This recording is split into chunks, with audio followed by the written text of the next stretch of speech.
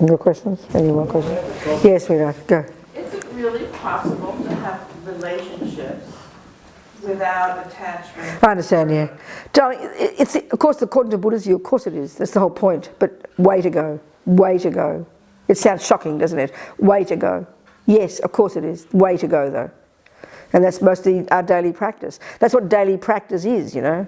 Daily practice is seeing our mind and learning to maneuver this minefield, trying to recognise love, compassion, virtue, forgiveness, clarity, generosity, and to distinguish it from the other stuff. But it's really, really subtle and really, really deep and really, really hard. But that is the whole point. That is the job. That's the daily application of this stuff. Yeah, exactly. I mean, to go to the point where Buddha says we can, which is utterly to give up attachment, you know, you practically achieve nirvana by then, so don't hold your breath. In other words, if we can understand this fundamental process, it's gradual, gradual, gradual, then yes, that is the job. That is the job. But it's very hard, because I mean, it's not a joke. You know, it's like I always quote this number, the UNESCO or somebody did, there's a number quoted around the world, that 40% of all women who get murdered on this earth, it's the guy in the bed who murders. This is not against men. This is showing the depth of attachment and anger and fears and jealousy, because things go wrong not with your strangers down the road. I mean, we can still punch up the stranger, but the trouble is when it's too close, you know, which is showing us the intensity of what goes on in our mind. And if we never pay attention to it and just blame everybody else, this is the chaos that ensues, you know. But that's the theory of it, yeah. And that's what the day-to-day job is of a person who's attempting to use this stuff to recognise when it's your attachment, when it's your anger, when it's your... You understand? Of course it is. But that, you see, I think if we just take the normal view of ordinary human beings, it's not being mean about human beings, we're all, you know, we're all human beings. Like Lama Zopa said, if we really can see this, which sounds quite shocking, that just ordinary people, there's no recognition that if you have two people having an ordinary relationship with no awareness of what, you know, no awareness of anything, what goes on in their mind playing any role at all, that's when the chaos happens. The blaming, the anger, the resentment, the vomiting out, the shouting, shouting about your hubby to your sister, to your mother, to the boss, all it's just constant turmoil. That's just normal life, really, you know, extreme, even mildly suffering, that's ordinary life. And if we never question that, and never think that what goes on in my mind actually might play a role in this, that seems like a revelation almost. But that's just normal human life. So when a person's in a lousy relationship, whether it's with your boss or your partner or your sister, look how we talk. It's always about what they did wrong. And you're always this innocent victim of it. And, you know, do you understand? So to begin to have an idea, to know your own mind for your own sanity's sake, is pretty intense thought already. Pretty amazing. I mean, even the fact that we're sitting here now, even having this discussion, I'm not trying to be arrogant about it, is pretty incredible. Do you understand my point? That we can learn to know the contents of our own mind, and for our sake and the sake of others, we can learn to change it. It's pretty advanced. But the trouble, you know, but it's so hard. So, you know, like I'll use a typical example. Okay, one of the ways they talk about ego is it's sort of like, it's like victim. You're a victim. And I'm not trying to be so mean. It sounds intense talking about it like this. But let's just say, you know, as an example, for example, one of my friends in Australia, this is years ago, she's a grandmother now, but she's got an alcoholic husband. This is where attachment and compassion and all this stuff becomes a minefield when the dramas do start. So naturally, because he's an alcoholic, it has been for 30 years, right, 40 years, then naturally when she first became an alcoholic, he first became an alcoholic, you'd want him to change. So in one sense, when you're talking about attachment, because her attachment wasn't get what it wanted, she'd be angry with him and resentful, and then probably get him to change and go to AA, and then he'd fall off the wagon. Then she'd talk about him to her sister, and she'd talk about him to the thing, and she'd complain about him. I mean, this seems typical life, right? Typical. So what happens is in ordinary relationships, you blame the alcoholic husband for your suffering. Naturally, we would all do this, wouldn't we? And it seems reasonable. No one's going to complain. But when you're not realising you've got some choices, and this is part of the irony of ego is we don't feel we have a choice. When you feel like it's not my fault, he's an alcoholic husband, he's causing my suffering. But we never get to the point where we even begin to think, well, you know what, I could make a decision here. If I can't handle it, maybe I should leave. But when you're a victim, you never think that. It's almost like when we're a victim, which is ego, which is the tragedy, we're like, we run back like moths to a flame, continuing to blame, continuing to criticise, to continuing to get upset, to blame the external circumstances. So it mightn't even be in a relationship. It could be about our relationship to money, our relationship to anything. We always are finding, ego desperately wants to find the way to get off the hook, to not be responsible, to not be accountable. But it's not my fault. It's the way the world is. I'm living in a poor country. I can't help this. Therefore, we're always finding a way to get off the hook. You know, it's very deep inside us. So my friend, the point is, she happens to be a Buddhist. At some point, you know, she realised he wasn't going to change. So she realised she had a choice. And if we could get to this point, no one would ever harm anybody, because we'd realise, even what Neil's saying, he meets a thing that's horrible, he walks away from it. But when we're caught up in relationships and all these overwhelming, the world thinks we shouldn't break up and you're not supposed to be divorced and people will criticise me, we have this drama going on inside us, and then you keep blaming the husband. What she did at some point, she said she realised she had to make a choice. Go or stay. So this is my point. She decided, she weighed up the benefits. She weighed up, she said he's a quiet drunk, and I've met the man, he's a nice guy. He's humble, he's generous, he's kind, he doesn't vomit on anybody in any way, he just drinks himself to oblivion every night. But he's generous and kind and loving. So she weighed it up and decided it's best that she stayed. For the kids, the grandkids, him and herself. So once she'd chosen, she'd become accountable. She realised she couldn't change this situation, but there's no point in bashing her head against a brick wall. So when she chose that, that's when peace comes. When you know you can't change it, but you can change your mind. This sounds so simple. We get this point. It's very profound. My friends in prison, they don't have a choice. They can't open those doors. They can't change anything. But they work. This is why I'm so admiring all the people I've known for the last 20 years who are working with Buddhism in prison. This is what our project did. They realise their backs are against the wall. They can't expect the judge to be kind, the door to open one day. So then you stop being a victim. You realise you're in charge of your life. And you can't change the prison, but you change your mind. That's what my friend did. That's real, that's like self-respect. But the trouble is when we're caught up in the attachment and the anger and the hurt, we really believe we don't have a single choice. We believe we are the victim of circumstances, and that's the tragedy of ego, you know. That's how we all are. So it's intense, really. When we can take responsibility, as Buddha says, if you can change something, please change it. But if you can't, that's like when the hard work starts. Do you understand what I'm saying here? And this is what's so painful, so difficult, because ego wants other things to change. It's not my fault. He should change. They should change. I'm right. They're wrong. Ego gets so indignant and hurt, and it's heartbreaking because it causes all our suffering. You know, it's easy to fall into the victim trap and be blaming external circumstances of any kind, which means I'm off the hook. Ego wants to get off the hook because it can't take responsibility. You know. It's intense, actually. It's hard work. It's intensely hard work. But it's for our benefit. It's not moralistic, it's not religious, it's not belief, it's intensely hard work. And that means every day is practice. So, you know, like she, with her life, now she's chosen, it's been many years now, to live there. When you really see her, she's genuinely happy. Hubby every night takes out his 5 bottles of beer, sits with the dog because he likes nature, drinks his 5 or 6 bottles of beer, comes in, has dinner at 7 o'clock, he's very disciplined, and then drinks his 5 bottles of wine, you know. I mean, literally. And she never complains, she loves him, she cooks his dinner, they have talk about the weather, talk about the things. There's no longer suffering for her. Her heart breaks for him, he's harming himself, but he doesn't harm anybody else, so, you know, it's very powerful, actually. That's an extreme example.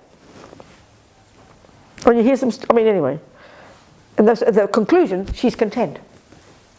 She's made her choices.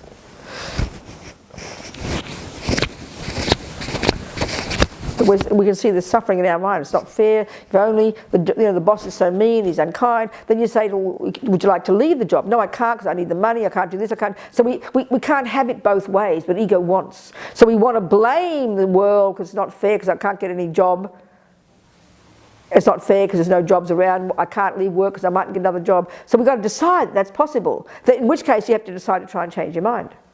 Okay, we're not so, I mean, even those young Tibetan nuns were able to forgive their torturers. That's extreme examples.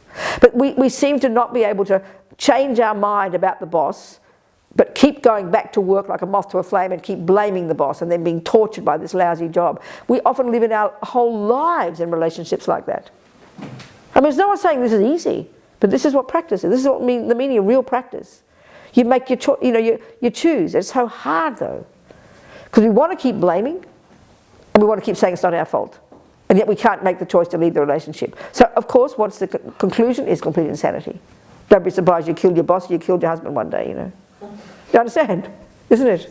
But it's scary, because then all the pressures, we talk about attachment to things, but the deepest attachment, we really only start to see this as we practice, The deepest attachment we have is to what people think of us. This is the most powerful. And it's so instinctive, every second. We've been learning this since we're little babies, This attachment is desperate to be seen in a good light.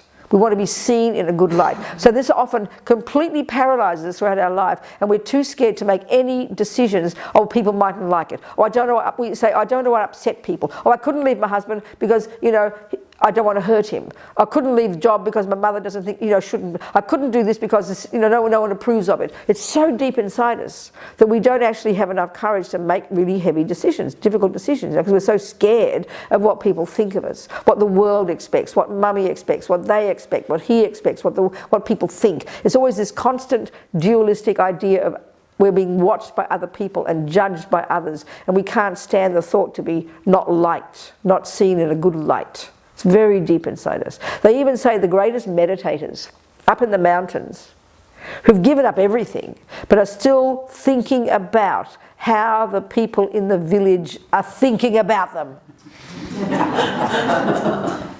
You understand? This is the deepest one. This is the closest one to ego grasping. This constant sense of the way we're seen by others, Like loneliness. What do you think loneliness is? You've got no one to share your thoughts with. This is normal and human, but analyze it. In other words, when you're on your own and you're talking your own thoughts to yourself, you feel like they're not valid because no one else is hearing them. That really shows the depth of our suffering, We want someone to... Suddenly, when someone else hears my thoughts, then I feel I must be a valid person. Well, what is it about your thoughts that are so horrible that if you have them on your own, they're not worthy? It's very weird. If they are, then why share them with somebody else anyway? But this is how deep attachment is. The need, and it seems so normal. I think our psychological models in the world, this is the basis. I think we consider that we are social beings in our nature, and we learn to develop as a human in reference to others. So that's why from the materialist point of view of a mind and what a person is and what creates us and what makes us, a person living in the mountains on their own, I think that would be the most extreme, autistic, we would think in our materialist world. You can't imagine what a person's doing in the mountains on their own, meditating. That sounds just weird in our ordinary culture that assumes we are in our nature social beings that grow in response to feedback from others. So good feedback, yes. A mummy needs to give good feedback to her daughter, loving her and praising her. But what we don't distinguish in Western psychology, I would suggest, is this deep craving in us, this deep neediness, the neurotic need to be approved of, which, is causing intense suffering. Yeah. What is it when you come down from a mountain? Yeah. Then it becomes very difficult with the others. But not what they say about you, but you feel that they disturb your mind. Oh, sorry, I have to start again. I'm lost. Actually, I live in a mountain, but alone. I'm alone with my animals, let's say, but I have no neighbor. I live in the mountain, and I stay. The last 6 months, I almost see nobody. It was the most beautiful time of my life, I would say. And just following teachings and so on. But now it's a bit better, but I find it very hard to come down. To be with others. Yes. To then be with other people. Yeah. Okay, so then, And like they became more thoughts. I have my own thoughts. Yes. Which are blah, blah, blah, blah, that's blah. right. And this one became on the top of this. You mean everybody else's chaos as well? Yes. Well, you know, it's a question of, How can you manage that? I understand. Okay. I mean, I don't know what you're doing in the mountains, and whether I'm not going to. I mean, are you talking about practicing in the mountains or just living your life? What do you? I mean, you mean seriously meditating every day or what? Both. I have to make my own life. Yeah. But meditating also and following teachings. The teachings. Okay.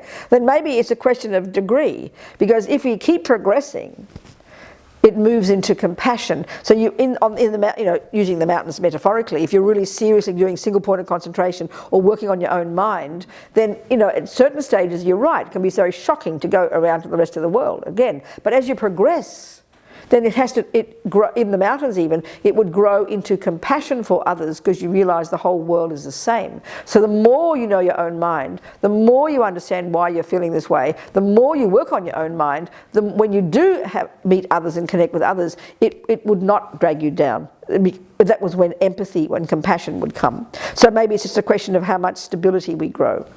You need to just more stability in the mind and more clarity about yourself, you could say. Because that's where, it's as if you're an alcoholic and you've given up alcohol. So you come back to the world again and you meet all the alcoholics, but you still haven't got enough stability in your mind, it still freaks you out. So then you've got more work to do, in other words. Do you understand? Yeah. Putting it that way. And then eventually when you go back to the alcoholics, you so understand what's going on, you now even have compassion for them and it doesn't disturb you anymore. So we've got to know what our own reality is, our own level. Some people have to live on their own. Some people can't cope with living in the big city. Some people we've got to know what we can handle. We've got to know where we're at and what we can handle. Some people completely can't cope with being around all the crazy traffic and all the buildings and all the noises and everything. Each person's different. So you have to know what we can handle for our own sake. Do you understand? But yeah, that's very reasonable. Nothing wrong with that. But don't turn it into aversion for others. No. That's important. That just becomes anger and paranoia. That's a disaster. Do you understand? Yeah, okay, good. I think it's tea break again. Suddenly it's a tea break. It is, it's a tea break. Okay. Go and have tea break. All right. Yeah. There is